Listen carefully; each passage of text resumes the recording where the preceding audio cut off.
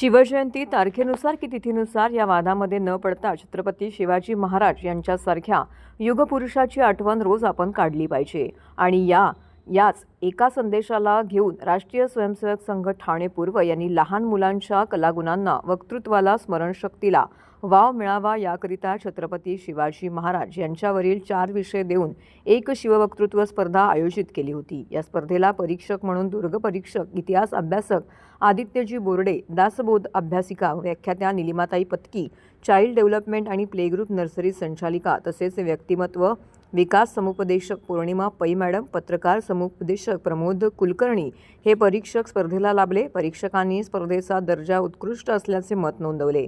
संख्यात्मक गोष्टींचा विचार न करता गुणात्मक कामगिरीवरती स्पर्धेचा निकाल जाहीर करण्यात आला.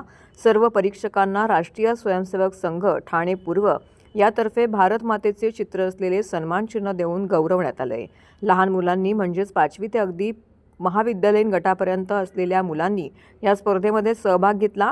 पालक व मुले यांनी या स्पर्धेतून आम्हाला छत्रपती शिवाजी महाराज नव्याने समजल्याची प्रतिक्रिया दिली. अमृताताई फडके यांनी गायलेल्या संपूर्ण वंदे मातरमने कार्यक्रमाची सांगता करण्यात आली.